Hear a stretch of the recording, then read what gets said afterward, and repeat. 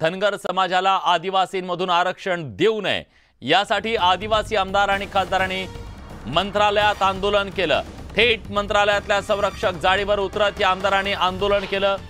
आदिवासी आरक्षणाच्या मुद्द्यावरून हे आमदार अतिशय आक्रमक झाले। पेसा लागू करण्याच्या संदर्भातली मागणी सुद्धा आहे आणि या जाळीवर आदिवासी आमदारांनी आंदोलन केलं। त्यानंतर पोलिसांनी आदिवासी आमदारांना जाळीवरून सुखरूप बाहेर काढलं। यानंतर मंत्रालयाच्या कॉरिडॉरमध्ये आमदारांनी ठिय्या आंदोलन सुरू केलं। राज्याचे मुख्यमंत्री ऐकत नसतील तर आमच्याकडे प्लॅन बी तयार आहे असा इशारा आज आदिवासी आमदारांनी दिला। त्यामुळे राज्यात सध्या धनगर आणि आदिवासी समाजामध्ये जी रस्सीखेच सुरू आहे, जो संघर्ष सुरू आहे आरक्षणाच्या मुद्द्यावरून, तो संघर्ष आज मंत्रालयात पोहोचल्याचं आपल्याला पाहायला मिळालं। राहुल जोरी आपले प्रतिनिधी आता आपल्या सोबत आहेत। राहुल, मंत्रालयातली आत्ताची स्थिती नेमकी कशी आहे? सरकार तोडगा काढण्यासाठी नेमकी काय पावलं उचलतंय? विलास, खरं तर तब्बल 2 तासांपासून मंत्रालयातला हाय प्रोफाईल राडा अद्यापही कायम आहे। आपण बघतोय की सगळे आमदार, सगळे आदिवासी आमदार, सर्वात महत्त्वाचं म्हणजे सत्ताधारी पक्षाचे सर्वपक्षीय आमदार हे जवळपास 2 तासांपासून मंत्रालयातल्या लॉबीमध्ये ठिय्या मांडून बसलेले आहेत। आमदार आणि विधानसभा उपाध्यक्ष नरहरी झिरवळ यांच्यासोबतच आता संदीप दुर्वे, कोसकर अशी एकच नावं जी आहेत ते वाढत जात आहेत। आणि एकंदरीत बघितलं तर आज सकाळपासून सुरू असणारा हा गोंधळ साधारण 12ला कॅबिनेटची सुरुवात झाली। मात्र दुसऱ्या बाजूला कॅबिनेटची सुरुवात होताच आमदार नरहरी झिरवळ जे की अजित पवार गटाचे आहेत, विधानसभा उपाध्यक्ष देखील आहेत, किरण लहामाटे राष्ट्रवादी अजित पवार गट, काशीराम पावरा, हिरामन खोसकर, राजेश पाटील आमदार, हे सगळे आमदार जे आहेत इथं बसलेले आहेत। एकंदरीत बघितलं तर एक एक करत आमदार संख्या वाढत जाते। मुख्यमंत्र्यांकडून त्यांना काय मध्यस्थी करता येते यासाठी देखील निरोप येतो। आपल्याला माहिती आहे की कॅबिनेट संपताच मुख्यमंत्री आणि दोन्ही उपमुख्यमंत्री देखील त्यांची या ठिकाणी भेट घेऊ शकतात। मात्र आता बघितलं तर राहुल, आपल्याला त्यांच्याशी बोलता येईल? राहुल, आपल्याला त्या आमदारांशी संवाद साधता येईल का? आत्ताची परिस्थिती बघितली तर पोलिसांनी यांच्या बाजूला जे आहे ते कळ केलेले। आपण प्रयत्न नक्कीच करूयात। संदीप दुर्वे माध्यमांशी बोलतायत। आपण जर बघितलं तर सध्या बघितलं तर या सगळ्या टप्प्यावर या आमदारांशी बोलण्याचा प्रयत्न करतो। मात्र बॅरिकेड जे आहेत ते इथं करण्यात आलेले आहेत आणि त्यामुळं त्या ठिकाणी जर बघितलं तर आपण आमदारांना देखील बोलण्याचा प्रयत्न करूया। मात्र सध्या मुख्यमंत्र्यांचे ओएसडी जे आहेत अमोल पवार हे त्यांना मुख्यमंत्र्यांचा निरोप घेऊन आल्याचं देखील दिसतंय। राहुल, आता जाळीवर कोणी आहे का? आता जाळीवर कोणी आहे का? आणि प्रेक्षकांना दाखवा कुठे त्यांनी उड्या टाकल्या होत्या। जाळीवर आता कोणीही नाही। अगदी सुरुवातीच्या टप्प्यांमध्ये जाळीवर ही सगळी मंडळी जी आहे ती चढली होती आणि त्यानंतर लगेचच साधारण 2 तासांपासून मंत्रालयाच्या या लॉबीमध्ये सामाजिक न्याय विभागाचं मुख्य कार्यालय जे आहे त्या ठिकाणी हे आंदोलन जे आहे ते सुरू दिसतंय। आपण थेट जाणार आहोत संदीप दुर्वे यांच्याशी बोलण्याचा प्रयत्न करूयात। आपण संदीपजी, ज्या पद्धतीनं हा सगळा गोंधळ सकाळपासून पाहायला मिळते, एका बाजूला सत्ताधारी पक्षातल्याच आमदाराला आंदोलन करावं लागतं। हे बघा, तुम्ही हे या गोष्टीला आंदोलन म्हणू नका, बरोबर आहे? आणि सर्वप्रथम तर मी तुम्हाला हे सांगतो, आम्ही पहिले आदिवासी नंतर आमदार आहे सत्या। मी तर भारतीय जनता पार्टीचा कट्टर कार्यकर्ता आहे, बरोबर आहे?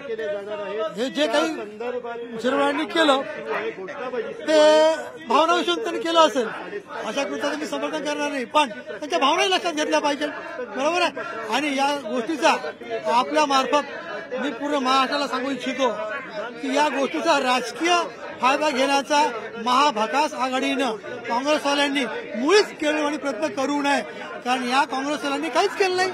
मी लेखी तारांकित प्रश्नावर लेखी उत्तर दिलं होतं पूर्व मुख्यमंत्री उद्धव ठाकरेंनं की आदिवासींच्या 12,500 जागा आम्ही तात्काळ भरू, पण त्यावेळेस सरकारने केल्या का? नाही केल्या।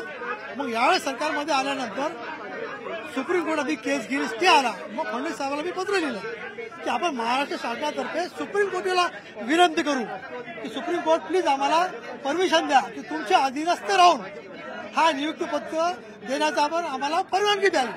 तशी केस आम्ही सुप्रीम कोर्टात दाखल केली, पण होतं काय की सुप्रीम कोर्टात फ्लोअरवर केसेस येत नाही, कधी 18व्या नंबरवर, कधी 17व्या नंबरवर, आणि काल अजून ही डेट मिळाली 13 ऑक्टोबर। आता त्याच्या पहिले जर आचारसंहिता लागली, आदिवासी तरुण पोरं, यामुळेच ही भीती वाटते का कुठेतरी आचारसंहिता लागायच्या आधी जर निर्णय झाला नाही तर? हा तेच आम्हाला तेच म्हणणं आहे. कारण सुप्रीम कोर्टाने सुद्धा याची गंभीरतेने दखल घ्यायला पाहिजे की आदिवासींचा पुरा मुलींचा भविष्याचा प्रश्न आहे. बरोबर आहे, त्याच्यामध्ये केलं पाहिजे. तशी दुसरी प्रक्रिया आहे. पण संदीपजी, धनगर समाजाला देखील याच कोट्यातनं आरक्षण द्यावं ही देखील मागणी होते. मुख्यमंत्री यासाठी सकारात्मक दिसत आहे. काय नेमकं त्याबद्दलची भूमिका, त्यावर देखील आकारात्मक दिसत आहे? हे बघा, आजचा प्रश्न आमचा पेसाचा आहे. बरोबर आहे, पण आपण जो प्रश्न विचारला हे बघा, हे शेड्यूल रिझर्वेशन आहे, शेड्यूल कास्ट आणि शेड्यूल ट्राईब, याच्यामध्ये फेरबदल करण्याचा अधिकार फक्त आणि फक्त केंद्र शासनाला आहे. त्याच्यामुळे हा प्रश्न इथे स्टेट लेवलवर सोडवणं अशक्यप्राय गोष्ट आहे. हे तुम्हालाही माहित आहे. तुम्ही मला हा प्रश्न का विचारला, पण आजचा प्रश्न हा पेसाचा आहे. बरोबर आहे, आणि सर्व प्रक्रिया देवेंद्र फडणवीस साहेबांच्याच पत्रावर, माझ्या पत्रावर तुम्ही सुरू केलेलं आहे. 12,500 पदं भरण्याचं जेडीने पत्र काढलं, तात्काळ भरण्याचे आदेश सुद्धा सर्व विभागांना दिलेले आहे. काल सुद्धा एक मिटिंग झाली पोलीस सचिवांची की ताबडतोब हे भरा, आणि ते सुद्धा आचारसंहिता संपण्याच्या लागण्याच्या पूर्वी सर्व विभागांनी 12,500 आदिवासींची पदं भरण्याची जाहिरात काढणं हे अत्यंत आवश्यक आहे.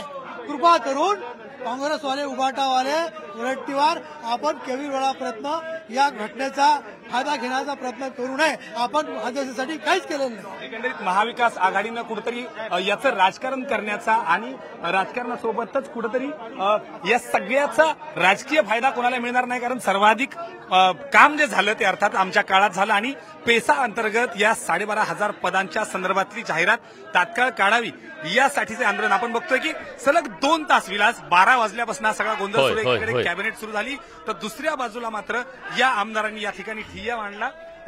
जाळीवरून आता लॉबीवर हे आंदोलन जरी सुरू असलं तरी सलग 2 तास पोलिसांनी दोन्ही बाजूला कडक केलेला आहे. माध्यमांना देखील अटकाव जो आहे तो त्यांना बोलण्याचा करू जाते. एकंदरीत कॅबिनेट संपताच मुख्यमंत्री आणि दोन्ही उपमुख्यमंत्री अर्थात मुख्यमंत्री एकनाथ शिंदे, उपमुख्यमंत्री देवेंद्र फडणवीस आणि अजित पवार या सगळ्या आमदारांच्या भेटीला येतील अशी देखील माहिती कळते. एकंदरीत बघितलं तर हा जो वाद आहे अर्थात आरक्षणापासून ते पेसाच्या जागा भरण्याबद्दल जर आचारसंहितेच्या आधी जर हा निर्णय झाला, आता हा पेच नेमका कसा सोडवला जातो हे पाहणं महत्वाचं आहे. जाळ्यांवर आमदार पडले, पण जाळ्यात सरकार सापडलंय का हा सवाल आहे. आपण या सगळ्याबद्दल सातत्याने तुमच्याकडून अपडेट घेऊ, पण उपसभापतींनी अशा प्रकारे आंदोलन करणं चुकीचं असल्याचं म्हणत संजय शिरसाट यांनी झिरवळांवर टीका केली आहे.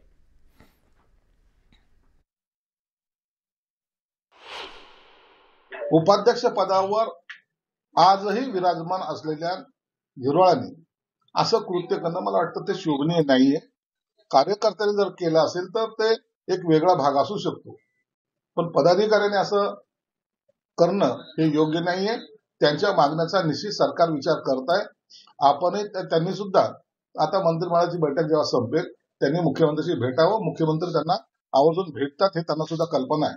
म्हणून झालेला प्रकार हा आज सर्व महाराष्ट्रामध्ये जो दिसतोय आपल्या चॅनलच्या माध्यमातून, त्या प्रकाराला योग्य म्हणावं की अयोग्य म्हणावं याबाबत लोकांमध्ये संभ्रम निर्माण होतो, आणि मग असं कृत्य करू नये असं माझं वैयक्तिक मत आहे.